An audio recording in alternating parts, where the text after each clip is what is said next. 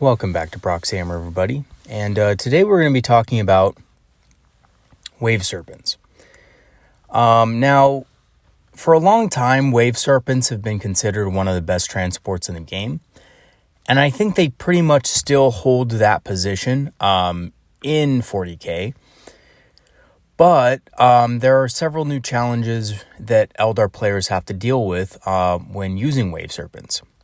So we're going to take a moment to talk about the model itself, what its uses are, and how you can use it to the best of its ability so that it can make use of its high points cost. Because, unlike other transports from other races in 40k, the Eldar transport, the Waveserpent, is quite expensive. But it does offer some things that other transports just can't match up to. But to use it effectively, you have to be clever with it. So what we're going to do in this video is we're going to kind of go over the stats, weapon options, and special rules of the Waveserpent. We're going to look at its strengths and weaknesses as a transport. And we're also going to go over some tips and tricks to make the best use out of your Waveserpents. How to move them, how to use them in conjunction with your units, and things like that to get the best out of your model. So looking at the stats of the Waveserpent, it's pretty much exactly the same as the other grav tanks, with one exception. They have one additional wound. Yes, that's right, a single wound higher than the other ones. Now, I don't know why this is, honestly, but it's helpful. And a lot of people might think, well, 12 wounds, that's not 12 wounds versus 13 wounds. It's not really that big of a deal. But I can't really tell you how many times I've had one of these on one wound left because of its 13 wounds, that it would normally have just died. So believe it or not, it does help it. It does make it a little bit more survivable. Usually when people think of grav tanks, they're thinking 12 wounds. So it also helps that this has an extra wound so that the enemy has to fire an extra heavy weapon at it or something like that to bring it down. And remember, each time they do that, you get a 5+ invul save, which we'll go into when we talk about the Serpent Shield. Now, as for the war gear options, this thing has access to all the Eldar heavy weapons, missile launchers, star cannons, shuriken cannons, scatter lasers, etc.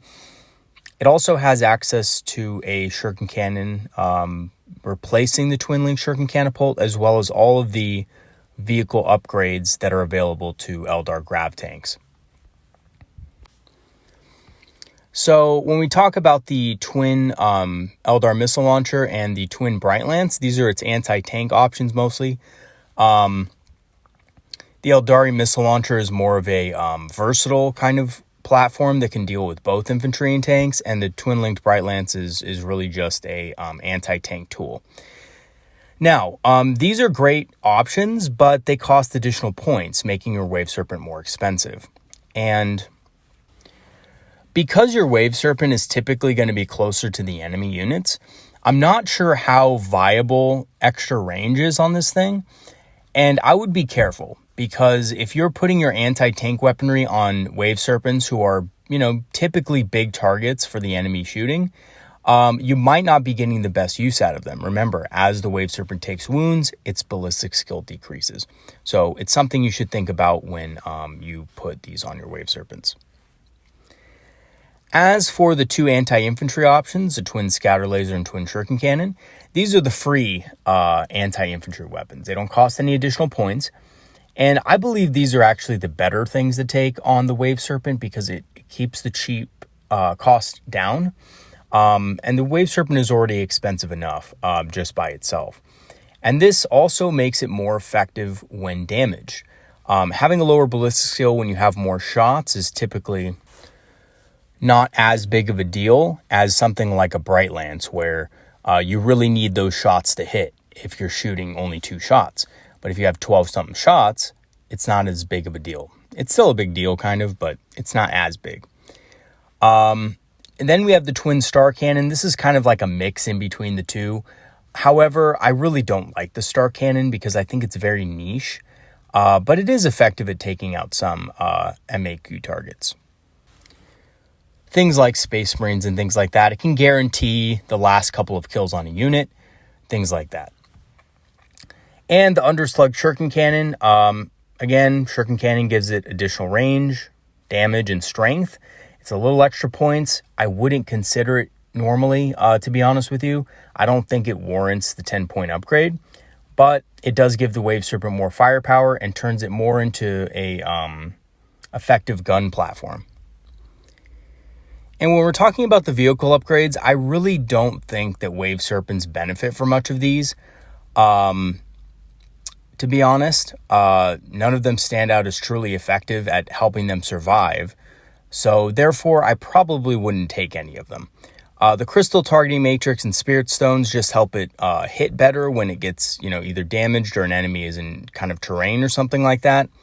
The Star Engines and Vectored Engines just help it move a little bit faster. So I really don't think there's much of a point to taking those.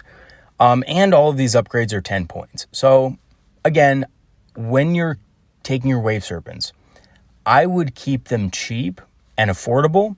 The only thing I would ever consider putting on them in some cases is a different weapon than the free option. So either a Bright Lance or a Eldar missile launcher or something like that. And even then, I've never really considered taking those things on a Waveserpent in this edition. Now, it does have some special rules. Now, like all tanks, it has the Explode special rule, so it doesn't really happen often, but something to watch out for if your Waveserpent is really low on wounds and you have a lot of units around it. Might not want to put it so close to your own units. As for the Hover Tank special rule, it just means that all distances are measured from the whole of the vehicle instead of the base. Now, here's where we get to the reason why you take a Waveserpent as a transport. The Waveserpent Shield. So it gives a 5+ invul save against ranged attacks, which is very effective. And every ranged attack roll, wound roll, of a 1 to 3 automatically fails regardless of any abilities the enemy unit has. That means any buffs to wound, any high strength weapons, things like that, which allow the unit, their unit to wound more consistently, are negated. That means it doesn't matter. If there's a 1 to 2 or 3 on their dice roll, it fails, regardless of anything else, modifiers or not. So this basically means that the Waveserpent can only be wounded on a 4+. This makes it extremely durable against higher strength weapons who normally would just kind of get right through this thing and wound on 3s or 2s. So it does help its survivability quite a bit. Now, as for the transport capacity, it has, 12 transport capacity. It can transport 12 infantry models, or, Wraithguard take up 2 spaces, Wraithguard and Wraithblades. And this is big enough so that you can have characters in the unit as well. So unlike things like Rhinos, I believe Rhinos have 10, you could have 10 Space Marines in there, but you can't have a character in there with them, right? Well, with Waveserpents, you can also transport your Farseers on foot, your Autarchs on foot, and things like that. So it can't transport jump pack models, though. So beware. You can't have an Autarch with a warp jump generator or swooping hawk wings in this Waveserpent. But you can pretty much have anything else. If you have a Farseer on foot or something like that, they can definitely fit in. And I think this transport has a really good transport capacity that really meshes well with Eldar, which is, taking small units of infantry and some characters to support it. Now, as far as the strengths and weaknesses of the unit, Waveserpents are extremely fast, movement 16 right off the bat, and they're reasonably tough with their Waveserpent shield and extra wound. They have a large transport capacity. They have diverse weapon options, although, to be honest, I really think the only ones considered decent are the free options, just to keep this thing cheap as possible, I should say. But it does have a diverse weapon platform, and if you need a couple of extra anti-tank weapons, it's not a bad place to put them. And it has a large profile. Now, I put this in both weaknesses and strengths. The strength of having a large profile is that it takes up a lot of board space and can be used to block enemy models, enemy units off objectives, and things like that, which we're actually going to go over some ways to use the large profile of this model in a good way, in a beneficial way, later in this video. But for its weaknesses, yes, it has a large profile. What that means is it's harder to hide from enemy models. If you're trying to hide it behind ruins, the ruins have to be big enough to shield the Waveserpent, or you have to get the right angle. And the model tends to be rather expensive. 140 for a transport is a little bit on the higher side when compared with other armies. Devilfish, chimeras, rhinos, they're all cheaper than Waveserpents. Now, there are some tips and tricks that you can pull off with your Waveserpent that make them very effective, that actually make them a little bit more effective than the transports of other races. So, for one, you can shoot behind your Waveserpent. Because the Waveserpent's a skimmer, your models can see under it against units that are across from it, and those enemy units cannot assault you in return because of the Waveserpent blocking it. Now, you can also assault with your Waveserpent, and because the Waveserpent has a larger profile, is kind of a bigger model, and a little bit tougher than most enemy transports, and faster, it can get to units more easily.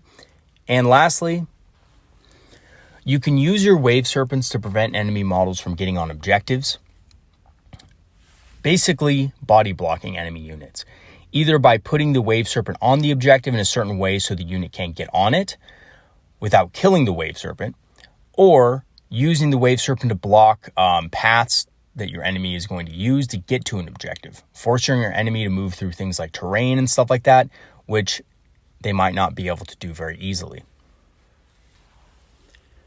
So when shooting behind your Waveserpent, basically this just means that you're going to keep a shooting unit like Dire Vengers directly behind a Waveserpent of yours to prevent them from being assaulted, essentially, and possibly shot at. The Waveserpent does have a large profile. At certain angles, some models might not actually be able to see the models that are in your unit, depending on how big the unit is, but in some cases, you would be surprised to note that, no, actually your enemy can't see it from certain angles.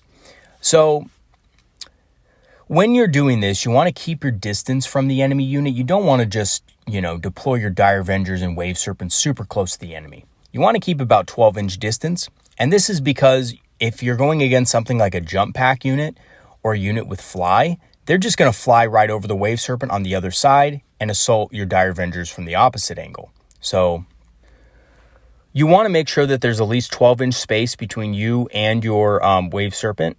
Well, your Waveserpent and the enemy unit, I should say. And your Dire Vengers or whatever shooting unit is spaced probably about 1 inch back from the Waveserpent. The Dire Vengers or whatever you're running should still have range on that enemy unit with range 18.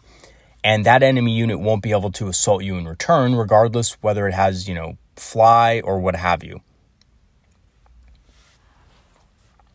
And this is a common tactic that's been used by Eldar players for years and years and years, back since 5th and 4th edition, probably more in 5th edition, to be honest, is when I started to really see it from Eldar players, and players in general. Tau players also did it with their, Devilfish and so forth.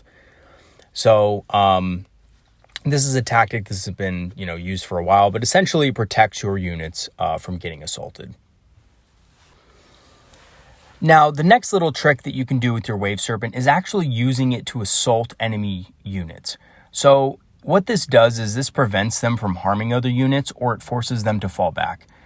This is exceptionally good on a powerful shooting unit that's not too good in combat. And it works great with fast units that have fly, because normally they'd be able to move over your Waveserpent and get to your more vulnerable units elsewhere on the battlefield. But if your Waveserpent assaults them, they're going to either have to fall back, use some sort of stratagem to be able to do anything after that, which costs command points. And again, charging your Waveserpent in does not cost command points. And yeah, they're going to have to waste basically a turn of shooting or combat, whichever one. So either way, you're coming out on top there. Now, you do want to be cautious, though, because your Waveserpent is much more fragile in melee. as it no longer has its Serpent Shield ability active. So it doesn't get the invul save, and it doesn't, 1 to 3s can still wound it. So against powerful units like Power Fists or Terminators, you might not want to charge your Waveserpent into those types of units. So just be cautious with it. Now, the diagram we see here is a perfect example of a great way to use a Waveserpent against an enemy unit that's threatening your friendly objective. You have a unit of 5, let's say Dire Avengers or something akin to that, Swooping Hawks, whatever it is, on the objective capturing it. Well, your enemy unit right there on the right-hand side is moving to engage. He's within 9. Let's say the enemy unit has fly, so he's going to be moving something like 12 inches. He can definitely make it into combat with that unit and take the objective from you. So even if you move your Waveserpent in front of that unit, he's probably still going to find a way to get around it because of the proximity. So in this case, what you would just simply do is you would charge the Waveserpent into the enemy unit, tie him up in combat, and then next turn, he's going to have to basically use command points to be able to get out of that situation. So it'll make it much harder for that unit to actually do anything. So this is one of the ways in which I think Waveserpents can be really useful as basically distractions. But again, you have to be careful with that and make sure that the Waveserpent is not, going after a unit that is too powerful in close combat. Now, using your Waveserpents to prevent enemy models from getting on objectives. I think this is one of the best ways to use a Waveserpent in competitive play, especially in match play where you have a lot of objectives on the battlefield and things like that. Basically, this would be considered body blocking to stop enemies from moving onto objectives. And if you wanted to do something like this, it's extremely easy with a Waveserpent because of the curvature as well of the Waveserpent. It's easy to kind of wrap yourself around a 3-inch bubble of an objective more easily. So basically you park your Waveserpent on the side of the objective that the enemy unit is coming from, and this prevents them from getting within 3 inches to capture it. To be able to capture it, they would literally have to assault you and destroy the Waveserpent, then consolidate on the objective, which can be very tough to do against, a healthy Waveserpent. Against a really damaged Waveserpent might be a little easier, but against a healthy one, to be honest, it's not too difficult. So, or I should say it's really difficult for the enemy unit to do it. So it would look something like this. You have your Waveserpent parked somewhere in the back. You see two enemy units moving towards a friendly objective that you want to capture. And maybe you don't have the resources that turn to actually kill those 2 units of Space Marines or whatever units they are, right? So instead, what you're going to do is you're going to move a Waveserpent in front of the objective, just like so. I marked it in, dotted lines, so that the enemy cannot get onto that objective. So can't get within 3 inches of it.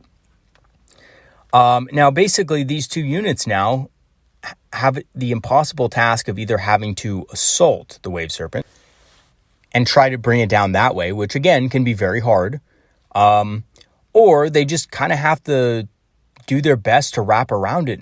But I mean, in most cases, that's just not going to happen. So for at least one turn, unless your enemy, provides more firepower for those 2 units, so shoots the Waveserpent or something like that, you're basically going to get that objective either captured or at least prevent the enemy unit from getting on it.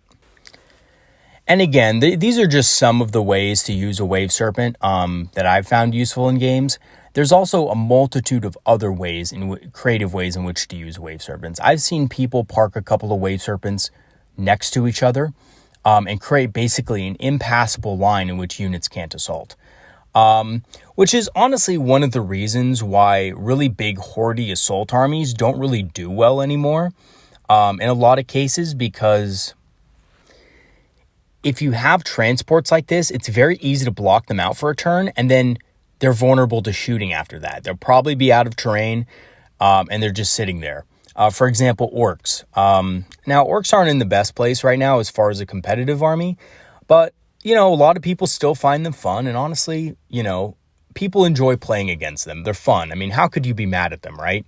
I've never seen somebody call them, cheesy or OP or anything like that, regardless of what edition it was in. So, you know, armies like orcs are going to have extremely hard issues with Waveserpents because you could just park a couple of Waveserpents by each other and basically block a whole bunch of their units from getting close to you. And all the while, your Eldar units can sit behind those Waveserpents and just shoot them to death. So, again, I think against assault armies in particular, this can be really effective. But there's also numerous other ways to use Waveserpents.